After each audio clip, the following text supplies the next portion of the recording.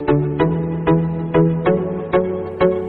Friends, I am मनोरंजन कुमार और आप देख रहे हैं यूट्यूब पर स्टडी 0.2 में। आज देखेंगे हम क्लास 10 का चैप्टर 2 में द्विघात समीकरण की भूमिका और इसमें अपने फार्मूला को भी ज्ञात करेंगे। आगे देखते हैं तो हम लोग देखेंगे कि द्विघात समीकरण का या द्विघात बहुपद का व्यापक रूप क्या होता है। तो यहाँ पर लिखेंगे द्विघात बहुपद का व्यापक रूप।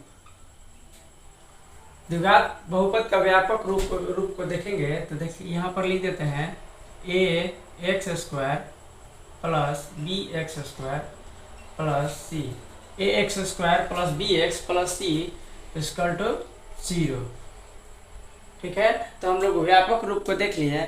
अब यहाँ पर हर साल मैट्रिक परीक्षा में पूछता है कि द्विघात बहुपद का कितने मूल्य होते हैं। तो हम लोग जानेंगे कि द्विघात बहुपद का 2 मूल्य होते हैं।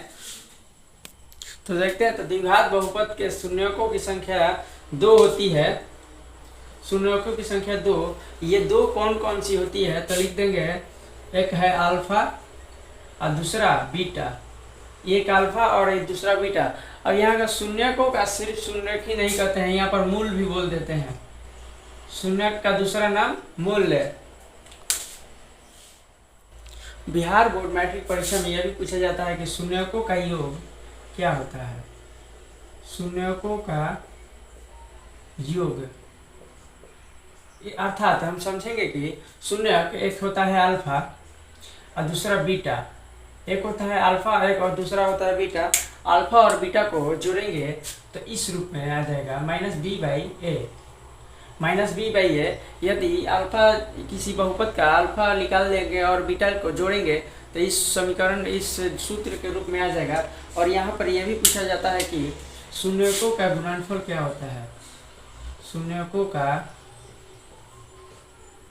गुणनफल, शून्यकों का गुणनफल मतलब अल्फा इंटू बीटा। यदि हम लोग अल्फा निकाल कर और बीटा निकाल कर गुना करेंगे तो आएगा सी बाई 1, सी बाई 8।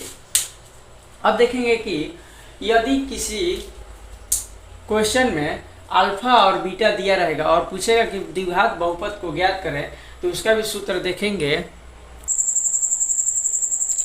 द्विघात बहुपद निकालने का सूत्र तो लिखेंगे x square minus alpha plus beta x plus alpha into beta.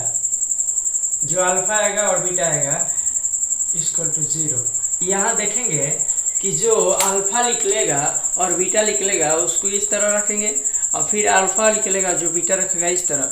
द्विघात समीकरण का सूत्र है और एक समीकरण के अनुसार सभी सूत्रों को देख लेंगे। यहाँ पर मान लेते हैं कि एक समीकरण है जो बहुपद के रूप में है।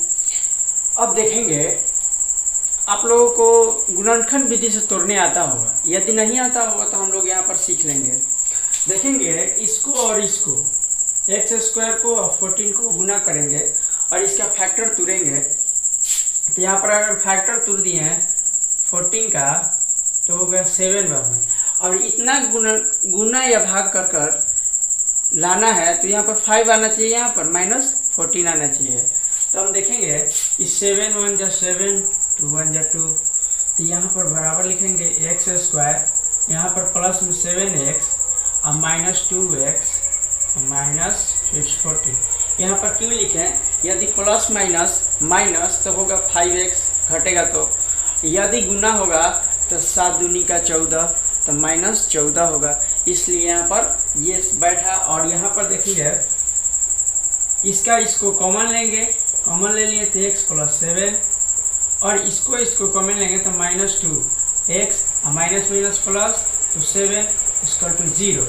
अब देखेंगे कि यहाँ पर आएंगे तो x और ये वाला माइनस 2 और x प्लस 7, 2 के लिए 1 उतार लिए। और यहाँ पर देखेंगे कि मूल निकालना है तो एक पाई पार दिए और इधर इसको लिख दिए और इधर इसको लिख दिए। अब देखेंगे कि जो -2 है इधर जाएगा तो +2 में हो जाएगा, तो +2। और देखेंगे कि जो +7 है इधर जाएगा तो -7 में आ जाएगा। और अब इस दोनों में से किसी को अल्फा मान लेंगे और किसी को भी बीटा मान लेंगे। तो मान लिए कि ये अल्फा है, अल्फा = 2 एंड बीटा = -7। अब ज्ञात करेंगे कि शून्यकों का योग और शून्यकों का गुणनफल। तो यहाँ पर देखते हैं, अब देखेंगे कि शून्यकों का योग क्या होगा। तो शून्यकों का योग मतलब अर्थात अल्फा प्लस बीटा। तो यहाँ पर लिख देंगे अल्फा प्लस बीटा। हम सूत्र जो बता दिए हैं कि -b/a होता है। तो यहाँ पर हम लोग ज्ञात करेंगे जो अल्फा है। इससे पहले कुछ है हम लोग विशेष बातें जान लेते हैं कि यहाँ पर जो इसको a मानेंगे, जो व्यापक रूप है इसमें इसको a और इसको b और इसको c माने हैं। यहाँ पर लिखेंगे a = 1, यहाँ पर 1 छिपा हुआ है। यहाँ पर लिखेंगे b = 5 और c = -14। यहाँ पर देख लेंगे, यहाँ पर देखते हैं तो a = 1, b = 5 और c = -14। तो यहाँ पर देख लेंगे कि b बराबर क्या रखेंगे, c बराबर क्या रखेंगे, इसलिए उसको यहाँ पर रखना चाहिए। तो ज्ञात करेंगे अल्फा और बीटा क्या है। तो अल्फा = 2 प्लस बीटा = -7 रख दिए। अब देखेंगे कि ये सूत्र है -b/a। b का मतलब इस b को लिखेंगे तो माइनस लिख देंगे और b का मान 5 है, 5 लिख देंगे और a का मान 1 है तो 1 लिख देंगे। अब यहाँ पर देखेंगे कि 2 ± -7 बराबर -5, एक का मान ने नीचे वाला का नहीं रहता। अब देखेंगे कि -7 और 2 में से -7 गया तो -5 बचेगा और यहाँ पर भी -5 बचेगा। तो देखेंगे कि दोनों बराबर आ गया, इसका मतलब कि ये समीकरण सही है। और फिर देखेंगे कि शून्यकों का गुणनफल क्या होता है। देखिए यहाँ पर देखेंगे शून्यकों का गुणनफल अर्थात अल्फा इंटू बीटा। तो यहाँ पर लिख लेंगे अल्फा इंटू बीटा बराबर में जो सूत्र बताए थे c/a। तो ज्ञात करेंगे अल्फा और बीटा को। तो अल्फा बराबर 2 एंड बीटा बराबर -7 और c का मान यहाँ पर देखेंगे तो -14, c का मान -14 और a का मान 1।